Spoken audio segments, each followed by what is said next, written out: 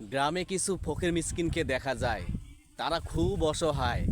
তাদেরকে দেখে আমার মনটা আসলেই কাঁদে যে আসলে কি এরা ভাগ্যে লেখা ছিল না কর্মের ফলে এমনটি হলো। তাই নিজেকে ভাবি অনেক সময় কিছু অসহায় ফকির মিসকিনকে দেখে কিছু সাহায্য করতে। সেটা কিন্তু একাই পারি না। যদি এখানে 10টা মানুষ থাকে তাহলে আমার গায়েও বাঁধে না। তবে আমি যদি আগাই, তাহলে আপনারাও যদি এরকম করি, আপনাদের প্রতিটা গ্রামে গ্রামে কিছু ফকির মিসকিন যারা অসহায়, একবারে বয়স্ক, তারা চলতে পারে না, তাদের ছেলে মেয়ে হয়তো অনেক সময় আলাদা করে দিয়েছে।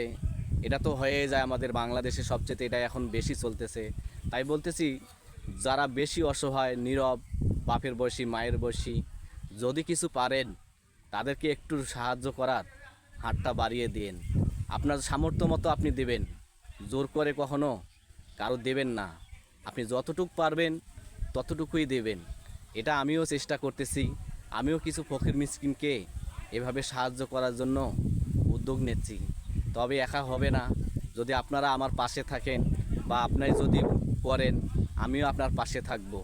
সব সময় এভাবে যদি কিছু গ্রামগঞ্জের ফকির মিসকিনকে আমরা যদি সাহায্য করতে পারি, হয়তো দেখবেন একটা ফকির বাপের বয়সী বয়স, তার দিন দিন এই রোদে, ঠাডা পড়া রোদের ভেতর হাঁটতেছে সামান্য এক মুঠ চাউলের আশায়, 1 টাকা পাওয়ার আশায়। আমরা ছেলে মেয়ে যত আছি, হাট বাজারে গেলে, বন্ধু বান্ধবের সঙ্গে গেলে অনেক কিছু টাকা পয়সা খরচ করি। আর সামান্য এই জায়গায় দেখবেন আপনি একটা ফকির যা হাত বাড়ালো, সেই ফকিরকে আপনি কখনোই 1 টাকা দিতে চাইবেন না। আসলে এটা হলো আমাদের বাংলাদেশের সমাজ। তাই বলতেছি, ফকির মিসকিন যারা দেখবেন অসহায়, যারা পঙ্গু, তারা হাত নাই পা নাই, তাদেরকে কখনো সাহায্য করলে এই সাহায্যের ফল খারাপ হবে না। একালে যদি না পান, পরকালে ঠিকই আপনি এই ফলটাই পাবেন। কারণ একটা প্রতিবন্ধীকে আপনি 1 টাকা দিয়ে সাহায্য করেছেন। তাই বলতেছি, ফকির মিসকিন গেলে 5-10 টাকা দেওয়া কোনো ব্যাপার না। একটা চায়ের দোকানে ঢুকলেই 100-150 টাকা বিল হয়ে যায়, তখন পকেট থেকে ঠিকই বাইর হয়। আর একটা সামান্য 1 টাকা, 2 টাকা, 5 টাকা, 10 টাকা একটা ফকির মিসকিনকে দিতে গেলে আপনার গায়ে বাঁধে।